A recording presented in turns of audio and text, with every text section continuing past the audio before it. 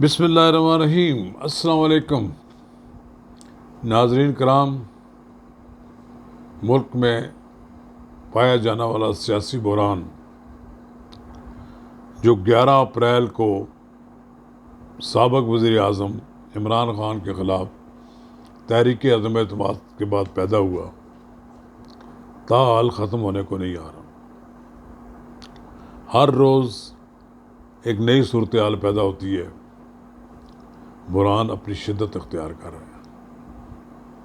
اب تو soft interference کی بھی باتیں سننے میں آ رہی ہیں۔ ناظرین کرام، ہم اس موضوع پر آپ سے تفصیل کے ساتھ بات کریں گے، لیکن قبل اس کے کہ بات کو ہم آگے بڑھائیں، میری آپ سے گزارش ہے کہ میرا یوٹیوب چینل نواز رضا کے ساتھ، میں ایک بار پھر دہراؤں گا، نواز رضا کے ساتھ اگر آپ نے اب تک سبسکرائب نہیں کیا تو برائے کرم اسے فوری طور پر سبسکرائب کریں، اور آئیکن کا وہ بٹن دبانا نہ بھولیے کہ جب ہم ویڈیو لوڈ کریں تو سب سے پہلے آپ کو اس کی اطلاع ملے۔ ناظرین کرام، یہ تو بات کسی سے ڈھکی چھپی ہے نہیں۔ آئین کے مطابق پارلیمنٹ نے عمران خان کو ووٹ آؤٹ کیا۔ عمران خان ووٹ آؤٹ ہونے کے باوجود وزارت اعلیٰ کا منصب، وزارت عظمیٰ کا منصب چھوڑنے کے لیے تیار نہیں تھے۔ وہ رات گئے تک وزیر اعظم ہاؤس میں براجمان رہے اور وہاں سے باہر نکلنے کے لیے تیار نہیں تھے، اور نہ جانے انہوں نے کیا کیا اور فیصلے کرنے تھے۔ ملک میں ایک افراتفری کی کیفیت پیدا ہو جانی تھی۔ اس دن کے بعد وہ مسلسل عدالتوں میں ہیں، سڑکوں پر ہیں، اور آئے دن ایک نئی صورتحال پیدا کر رہے ہیں۔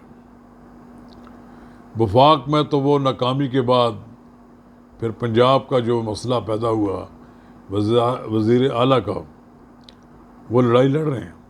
وفاق میں انہوں نے اسمبلی سے استعفیٰ دے دیا ہے۔ اپنا استعفیٰ ابھی تک تصدیق تو نہیں کرایا، لیکن وہ یہ کہتے ہیں کہ ہم نے اسمبلی سے استعفیٰ دے دیا ہے۔ پنجاب میں وہ اقتدار کی جنگ لڑ رہے ہیں۔ ان کے پاس اپنے آدمی نہیں ہیں پورے، لیکن انہوں نے 10 ارکان پر مشتمل مسلم لیگ کاف کے امیدوار چودھری پرویز الہی کو اپنا امیدوار بنایا۔ اگر یہ چودھری پرویز الہی کے 10 ارکان دوسری طرف چلے جائیں تو پاسا پلٹ جاتا ہے۔ اس دائیں جانب آ جائیں تو پھر وہ چودھری پرویز الہی بن جاتے ہیں، لیکن چودھری پرویز الہی کے لیے بھی ایک بڑا مسئلہ پیدا ہو گیا کہ ان کے برادر عزیز، جگر جانو جگر، ایک دوسرے کی جان، چودھری شجاعت حسین نے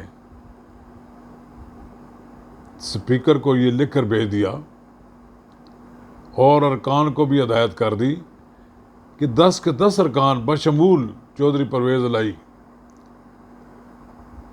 حمزہ شہباز کو ووٹ ڈالیں، اور تمام ارکان کو پرویز الہی کو ووٹ ڈالنے سے منع کر دیا۔ اب یہ بحران ظاہر ہے، وہ 10 ووٹیں مسترد ہوئیں۔ اب وہ سپریم کورٹ میں مقدمہ زیر بحث ہے، جو بھی فیصلہ ہوگا وہ بھی سامنے آ جائے گا، لیکن بحران شدت اختیار کر رہا ہے۔ کوئی بھی فیصلہ ہو، لیکن ایک بات بالکل واضح ہے کہ سیاسی بحران ختم ہونے والا نہیں ہے۔ اب سیاسی بحران کو ختم کرنے کے لیے آوازیں آ رہی ہیں، اونچی اونچی آوازیں تو نہیں آ رہی، لیکن بہرحال سرگوشیاں کی جا رہی ہیں کہ سافٹ انٹرفیئرنس کا ارادہ ہے کچھ لوگوں کا۔ ماضی میں بھی ایک بار صدر مملکت غلام اسحاق اور وزیر اعظم نواز شریف کے درمیان لڑائی نے شدت اختیار کر لی، تو اس وقت بھی سافٹ مداخلت ہوئی تھی۔ اس سافٹ مداخلت کے نتیجے میں دونوں کو گھر جانا پڑا، اور پھر جب الیکشن ہوئے تو پھر پیپلز پارٹی پر سے اقتدار آ گئی۔ اب ایک بات تو واضح ہے کہ پی ڈی ایم بنی اس لیے ہے کہ وہ عمران خان صاحب کو گھر بھجوانا چاہتے تھے. اس میں تو وہ کامیاب ہو گئے. اب یہ تو نہیں ہو سکتا کہ عمران خان صاحب کو گھر میں آرام سے بیٹھے رہیں. وہ اپنی اس پارلیمانی شکست کو عوام کی ہجوم کی طاقت کے ذریعے بدلنا چاہتے ہیں. ان کی خوش قسمتی ہے کہ پنجاب میں جو ضمنی انتخابات ہوئے کو 20 میں سے 15 نشستیں لے گئے. پھر ووٹوں کا تناسب بھی تھوڑا سا بڑھ گیا. اس لحاظ سے تو میں سمجھتا ہوں کہ عمران خان صاحب کو بڑی حوصلہ افزائی ہوئی کہ ان کا ووٹ بینک بڑھ گیا ہے پنجاب میں, اور کسی وقت بھی انتخابات ہوں تو شاید ان کا اپر ہینڈ ہو. لیکن جب اس کا تجزیہ کریں تو معلوم ہوتا ہے کہ اس میں مسلم لیگ نون کی بھی غلطیاں شامل ہیں, اور اگلی بار شاید وہ ان لوٹوں کو ٹکٹ نہ دیں, مسلم لیگ نون کے ہی لوگ الیکشن لڑیں. اور پھر اگلی بار یہ بھی تو ہو سکتا ہے نا کہ مسلم لیگ نون بھی اسی ٹیکنیکل بنیادوں پر آپ کے ساتھ الیکشن لڑے. اگر آپ نے سوشل میڈیا یوز کر رہے ہیں تو وہ بھی سوشل میڈیا کا استعمال کر سکتے ہیں, اگرچہ ان کی سوشل میڈیا ٹیم نالائقوں پر مشتمل ہے. اس کے باوجود پھر بھی آپ یہ توقع رکھ سکتے ہیں کہ وہ زیادہ بہتر انداز میں آپ کا مقابلہ کر لیں. سافٹ مداخلت سے مراد یہ ہے کہ بظاہر تو وزیر اعظم شہباز شریف کی طرف سے اس بات کا عندیہ دیا گیا ہے کہ وہ مذاکرات کے لیے تیار ہیں. اب بات یہ ہے کہ 3 بڑے نکات ہیں جس پہ بات چیت ہو سکتی ہے. عمران خان چاہیں گے کہ چیف الیکشن کمشنر فارغ ہو جائیں. وہ یہ بھی چاہیں گے کہ فارن فنڈنگ کیس کا کوئی فیصلہ نہ کیا جائے. وہ یہ بھی چاہیں گے کہ الیکشن اکتوبر تک ہو جائیں. لیکن الیکشن کمیشن نے تو کہہ دیا ہے کہ ان کے پاس کوئی ایسا انتظام نہیں ہے کہ وہ 90 دن کے اندر الیکشن کرا دیں. اور انہوں نے کہا کہ انہوں نے بھی ووٹر لسٹیں مردم شماری کے مطابق بنانی ہے, نئے حلقہ بندیاں ہونی.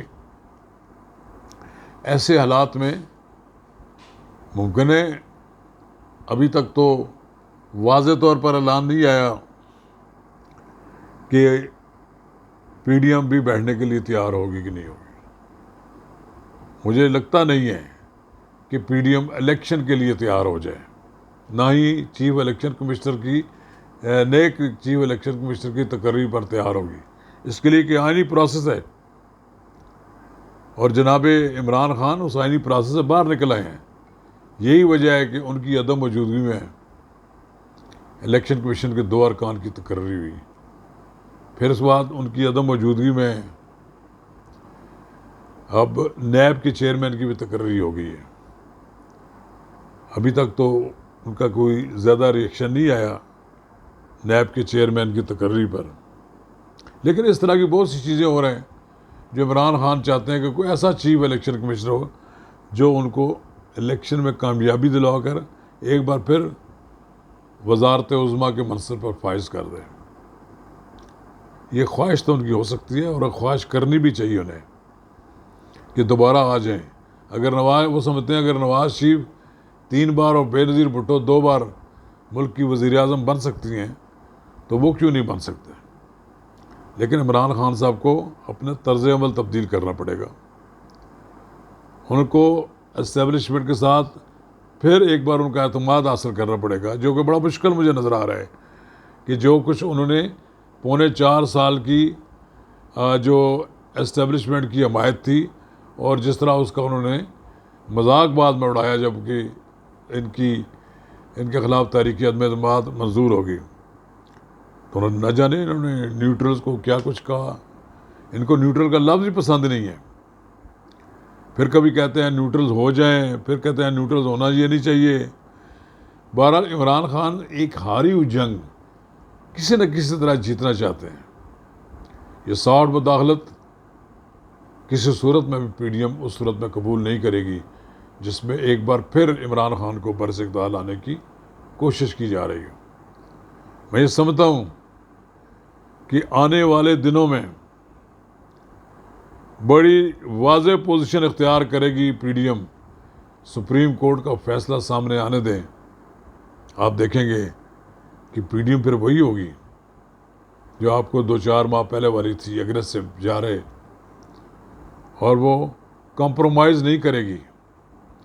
مولانا فضل الرحمان کمپرومائز کرنے والے لیڈر نظر نہیں آتے. وہ اگر کھڑے جہاں ہوتے ہیں وہ کھڑے رہتے ہیں اور کبھی شکست قبول نہیں کرتے. اس لیے انہوں نے کہا ہے, اسٹیبلشمنٹ کو بھی خطاب کیا اور سب کو, کہ آپ کو عمران خان کو ہمارے لیے کوئی بلا نہ بنا دیں, ہم عمران خان سے نبڑ لیں گے. عمران خان بھی ان کو معاف نہیں کرتے, صبح شام ان کو گالی دیتے ہیں. تو یہ جو مولانا فضل الرحمان نے کہا ہے کہ زمین اتنی گرم کر دیں گے کہ اس پر پاؤں نہیں رکھ سکیں گے, یعنی یہ جو لفظ ہے اس کا کئی معنی ہیں. یہ معنی سب کو معلوم ہے. اس ملک میں اگر جماعت اسلامی کے پاس اسٹریٹ پاور ہے تو جناب مولانا فضل الرحمان کے پاس اس سے بھی زیادہ بڑی اسٹریٹ پاور ہے, اور وہ اپنی اسٹریٹ پاور شو کر چکے ہیں. لہذا میرا خیال یہ ہے کہ مولانا فضل الرحمان سے الجھنے والوں کو پیچھے ہٹ جانا چاہیے, ان سے الجھنے کی کوشش نہیں کرنا چاہیے. یقیناً مولانا فضل الرحمان نے جو پوزیشن اختیار کی ہے, اسٹیبلشمنٹ کو بھی سوچنا پڑے گا, اور ان قوتوں کو بھی کہ جو بار بار ایک جیسے فیصلے کرتے جا رہے ہیں. یہ بات انہوں نے درست کہی ہے کہ 3 جج ہوں یا 5 نہیں, فل کورٹ ہونی چاہیے. یہ مڑ مڑ کر ایک ہی مطلب بینچ نہ سنے ان سارے معاملات کا. بینچ کو تبدیل ہونا چاہیے. یہ بڑا ان کا اس میں وزن ہے ان کی اس بات میں. آئیے ہم دیکھتے ہیں سافٹ مداخلت والے کیا کرتے ہیں. حکومت اور اپوزیشن سافٹ مداخلت کو کس حد تک قبول کرتی ہے. اگر کچھ سافٹ مداخلت سے ایک معاملات سلجھ گئے تو ٹھیک ہے, پھر دیکھتے ہیں آگے کیا ہوتا ہے. سیاست ہے, سیاست میں کچھ بھی ہو سکتا ہے. ہمیں انتظار کرنا چاہیے سپریم کورٹ کیا فیصلہ کرتی ہے. سافٹ مداخلت کے بعد کیا سیاستدان اکٹھے بیٹھ سکتے ہیں. اگر سیاستدان اکٹھے نہ بیٹھے تو پھر دیکھتے ہیں سیاست کا رخ کس طرف جاتا ہے. شکریہ.